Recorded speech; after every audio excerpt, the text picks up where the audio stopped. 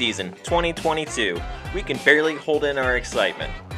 Our first trip of the season was to Michigan, and we were hoping for really good weather, and we kept checking, and it seemed like it was going to be okay, but once we got there, it was pretty bad. But we didn't let that dampen our spirits. We woke up every morning excited to get up and go out and chase the gobblers. However, nature had its own plan. Not much was gobbling. So we did the only thing we could do. Keep trying different strategies. We scouted, we found strut areas, and we set up in some locations to where we figured a gobbler might come through. And let me tell you, those first couple days, not much happened. But we didn't let that get us down. We found our own ways to stay entertained.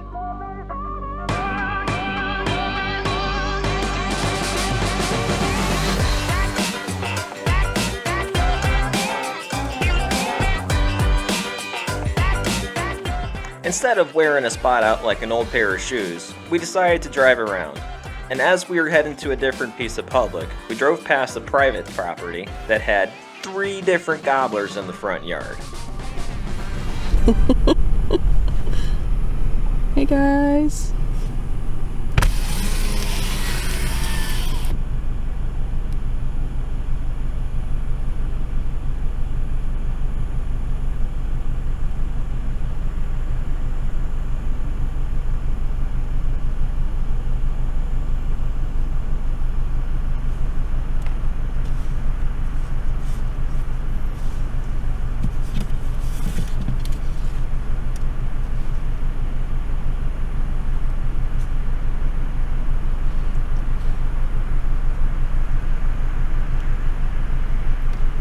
Now, if this isn't a tease, I don't know what is.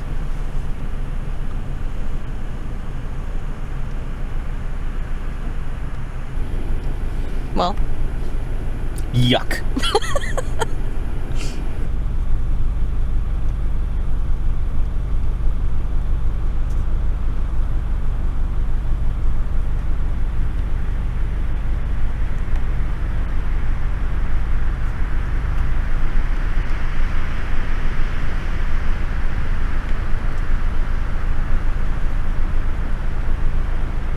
Rather than running it idle, we try to make a phone call and see if we can make something happen.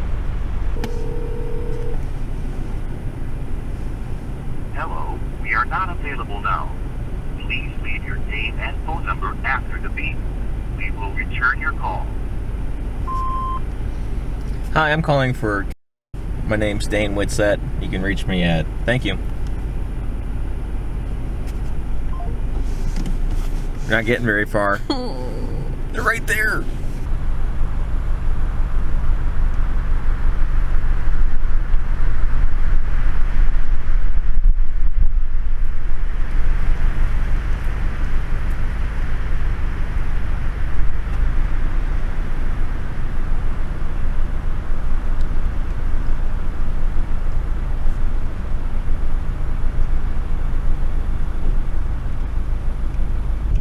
So we weren't able to contact the homeowner.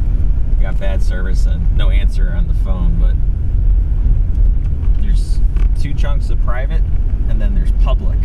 So these might be in calling range and they're kind of working that way. So we're gonna go circle around, get in front of them so we can make something happen.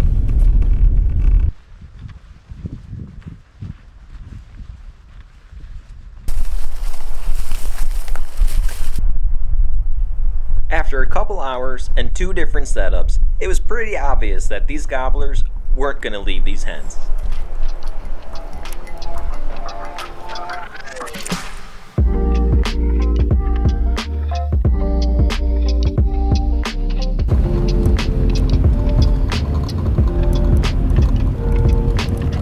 Oh. Those birds were a bust. Now we're finding more.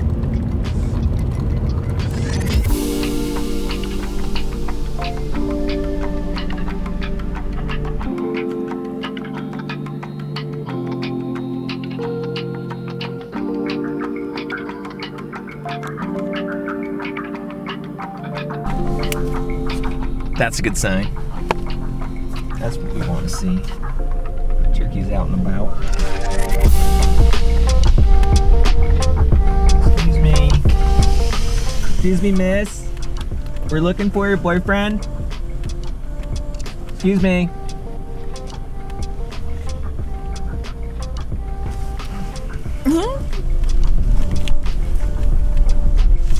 After seeing the encouragement of Turkey out and about, we go to a strut zone pretty close to a nesting area, and we weren't there very long until a hen started calling from the cover. So I mimic her and cluck over top of her, trying to get her to come out, seeing if she has a tom with her.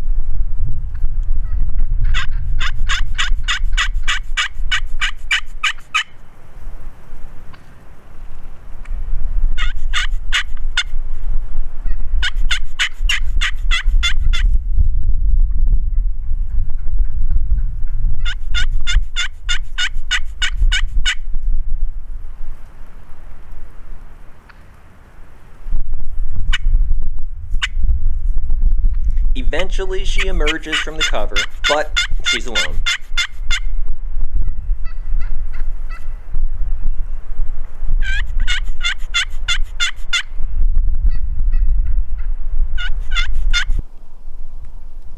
Once she moves off, we continue our search for a gobbler, trying to call it into cover, seeing if we can get one to shock gobble.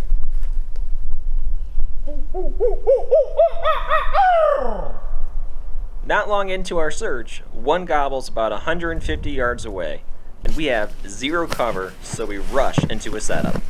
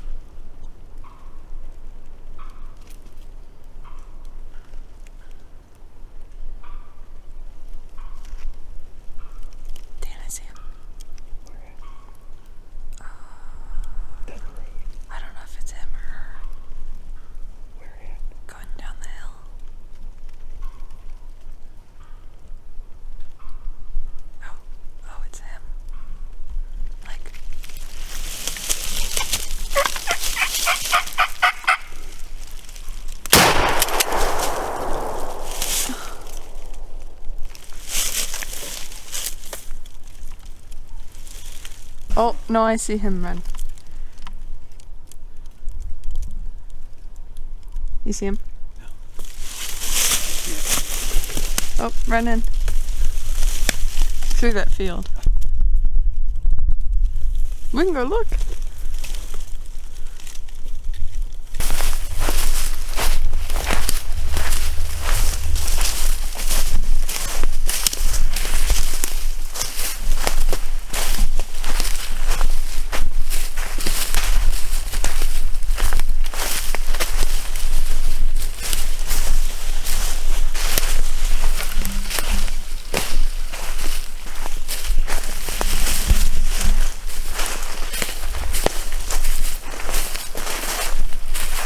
Well, let's take a minute and look for feathers, but so far it's looking like a pretty clean mist. I was in such a bad spot there. Well, if he would have come up the road, it would have been perfect. If I had gone, it would have been perfect. At what point did you see him? When I said Dane, I see him. Well, let's take a gander for feathers. He scooted pretty quick.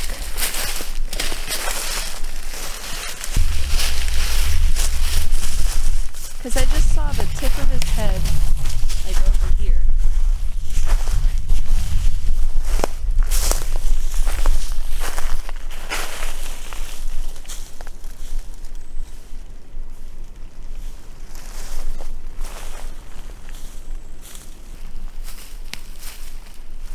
I didn't know you couldn't hear anything. I could only hear me. I could hear him gobble. I can't hear anything between the tree blocking my ears and the wind on the other side of the tree.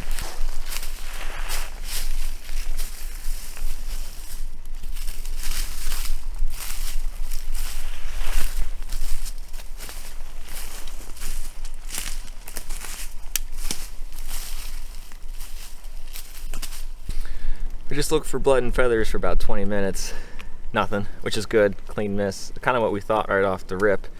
So here's the scenario. We were walking down this 2-track here, and we tried shot gobbling down in the middle of the pinewood forest and didn't hear anything. So he came up here, and I could have swore I heard a gobble, and she thought it was a woodpecker. So, I mean, I've done it 100 times. So I did a shot gobble call, and he gobbled out in this field about 100 yards behind us. What? I did hear a woodpecker. So, it was the gobble, and then we kind of scurried. I put myself against the tree like this, expecting him to come up the 2-track, and he was hammering pretty good, and he kept gobbling, and Casey said she started to hear a hen, which I couldn't hear because I had my ear up against the tree, and I was only hearing wind and just myself at that point on my right ear. So Casey finally saw them, and they were about 60 or 70 yards down the hill. Clean miss.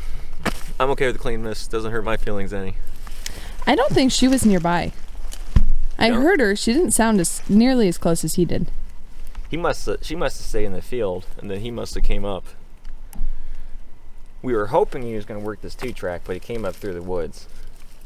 Yeah, because I was looking this way, and then I kind of scooted once I heard his gobble change. Yeah. Do you think that was him putting or her? I don't know what putting is. It was when he stopped gobbling, and we heard that sound down there. Doop, doop, doop, doop. I think that was him putting. Yeah, I don't know. I think that was him. Okay, let's go find another. Please don't make fun of me for my putting dupes.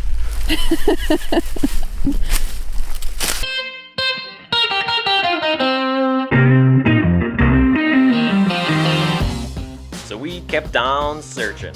Ridge to ridge, valley to valley. We looked everywhere, but nothing wanted to play ball. That's how it goes sometimes. You don't win them all. However, we did have some good takeaways from this hunt. I know better than to expect a gobbler to come through the open rather than the cover. And Casey learned what putting sounded like because there in fact wasn't a hen with him. We were fooled by assumption and humbled by truth, causing us to leave the state with better luck next time.